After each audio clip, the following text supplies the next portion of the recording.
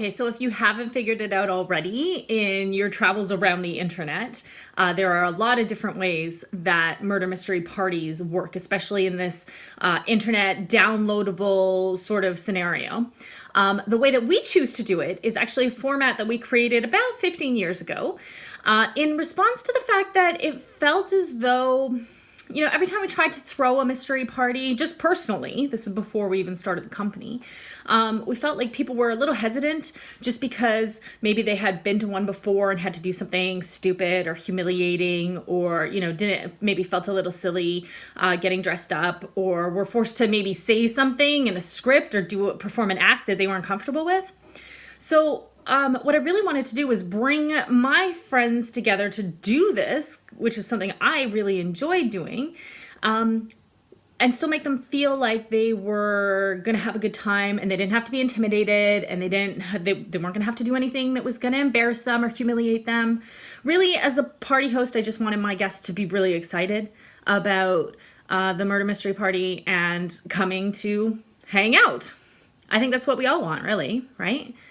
So the format that I created all these years ago is what we call, it's an interactive type of format, but we call it Mingle Mysteries, okay? And because the idea is that you are up and mingling around and talking to one another, and it's a true investigation format. So you're not doing a limbo contest. Halfway through, you're not going to have to perform some stunt. Really, you are just taking on a detective role. Whether you're a suspect and sleuth or just a sleuth, you're taking on the role of a detective to find the person who had the motive, means, and opportunity to commit the crime, the theft, or the murder. This format actually opens up a lot of doors. One of the main benefits to this format is that you can do it in pretty much any scenario. It's a very flexible format. It can be used in a small party with like a minimum of 6 people in your home with like your 5 closest friends, or we've even done fundraisers of 250 people with a small suspect list of, let's say, 12 to 14 suspects and everyone else sleuthing and investigating. So let's talk a little bit about what you can expect and how the evening would go with one of the Shot in the Dark Mysteries format mystery parties. Basically what happens is the murder takes place before the mystery starts, okay? So no one's going to be performing a death scene, although some of our hosts do actually set out a crime scene. We can't actually advise anybody on how to do this because, you know, for legal reasons. So our mysteries start after the murder has been discovered. You start with either the audio introduction, audio announcement of murder, or you can use the transcript that's included in your host materials and read it, or have someone else read basically the setup. It's the announcement of murder. It tells you who died, why everyone's here, maybe a little bit about the suspects, and then some instructions on how to get started. Now, something that's optional is because every mystery comes with suspect descriptions, and all the suspects get their description in their suspect guide that you deliver before the party. It's also available on our website, of course, on the play sites. But what I personally like to do when I'm hosting and facilitating these mysteries locally is I like to take a second and take the suspect list and kind of introduce the suspects to everybody so that they can put a face to the name and figure out who they're looking for before they start their investigation. Now, what happens next is a very authentic investigation, okay? So basically, once that you have the suspect introductions and then the announcement of murders that already been played or read from the transcript, everyone's free to start their investigation. We do provide starter questions like, where were you around the time of the murder? Can anyone verify your whereabouts? Have you seen anything suspicious lately? Do you know of anyone who had a reason to kill the victim or steal the item or whatever? These are actually all provided on all the notes pages that come in your host materials as well, so that your suspect sleuths have them right there at their fingertips.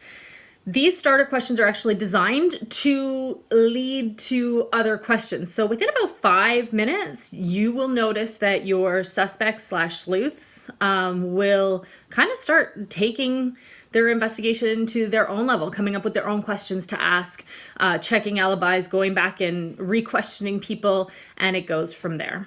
Now, how much time you spend doing the investigation portion is really up to you.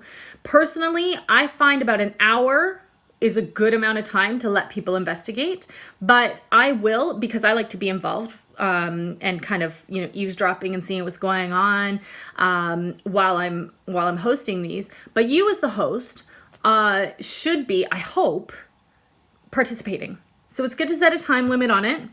Let everyone know how much time they have to complete their investigation. And then it's kind of like a cool race against the clock sort of thing as well, because they've got to get all of their questions and their re-questions and check and verify the alibis in that time frame. Now, this can work with your unique party. So let's say that you only had 2 hours start to finish. So you could actually arrange it so that you have 30 minutes at the start for your suspect introductions and the announcement of murder, and for everyone to kind of get the feel for what they're doing. And then 30 minutes at the end, I'm going to say, ish, for everyone to kind of wrap up, cast their accusations, and then the big reveal. That 30 minutes at the end, 30 minutes at the start, that's an hour, 30 and 30. If you said, I want my mystery to last around 2 hours, or I only have 2 hours, then obviously, you know, you minus 30 and 30 from 2 hours, you got your hour investigation time in the middle. If you had 2.5, maybe you wanted to go a little longer, maybe you have more suspects. The more suspects you have, the more you want to up that investigation time, because people are going to need to get used to all the suspects and then question them all and then re-question anyone they need to and verify alibis. You could bump that investigation time up to 90 minutes. You had your 30 minutes on the start, 30 minutes on the end, and you've got 2.5 hours. But again, one of the biggest benefits to this is that it can work around how you want your party to unfold. You are not tied to our format. We really wanted this to be something that fits into kind of any party scenario, to give the host, as in you, the control over how you want your party to go. And you just kind of slot your mystery in with your vision of your party. Now, you get accusation forms in your host materials. There's a couple of different ways that you can make the accusations happen. And it's really up to you and your group. So when I facilitate these locally, or when I'm doing them at a friend's birthday party or my own parties, I have something I really like to do. But again, you really need to kind of gauge your group and decide whether this is right for your group. I love to, after everyone has cast their accusations and their forms are in, so they've written it down so they can't go back and change their answer, I like to go around and have everyone kind of tell everyone else who they accused and why. I usually ask for volunteers. If you have a group of people who don't know each other very well, sometimes this can be appropriate, sometimes not. But we do host them locally, and I usually have at least one person volunteer to share their theory. Sometimes everybody wants to do it, because what you need to remember is they just spent a huge amount of time trying to solve this mystery. They want to share how clever they are. They want to have their theories. So if they're right, then everyone's going to be like, oh my gosh, you got it right. So it's a really fun way to do it. So that's an optional thing. It's something personally that I have had just fantastic results with, and it really, you get a lot of laughter and fun and this like energy when people start talking about what they've discovered and what they've uncovered, and someone says something like, I found this, and then someone else says, oh my gosh, I didn't even know that, like, oh no, or I got that too. So it really creates this really cool sort of energy in the room right before the big reveal. And then of course after that, it's the moment everyone's been waiting for. They've cast their accusations, potentially had the accusations discussed and their theories shared with the group. And then it's time to either press play on the MP3 big reveal audio file, or to use the transcript in your host materials and read that. Once the big reveal is played or read, that's it. The mystery is over. So that's sort of how the evening or the afternoon, depending on your particular event, unfolds.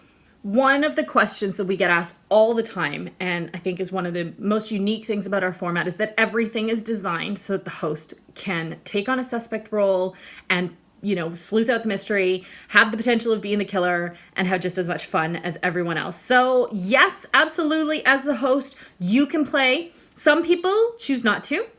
Some people choose to just kind of watch everything, facilitate, make sure their guests' drinks are always filled and stuff, and be that fantastic host. Some people like to read through everything ahead of time before they even send anything out. It is Totally okay. It's what you want to do. But I really wanted to bring something to the market where the hosts who put all this time and effort into bringing people together face to face to make these memories that no one's ever going to forget can actually be a part of. So if you're that host, and I really hope you are, because they're so much fun, then you can take on a suspect role as well. You don't have to worry about spoilers because everything's formatted in a way that you don't have to cut anything. You don't have to look at the suspect guides. You just attach them to an email and send them out. Okay, that's it for me right now. I really hope that helped you sort of get comfortable with our format and how it all works. And again, I really want to say a big, big welcome to the site. We are a very small business and really appreciate every single one of our fantastic clients. Oh, and please, we live for your photos. So please hashtag us on Instagram, Shot in the Dark Mysteries. Send them to us on Facebook. We love to see what you've done with our mysteries and how you've brought them to life, all these characters to life with your awesome friends.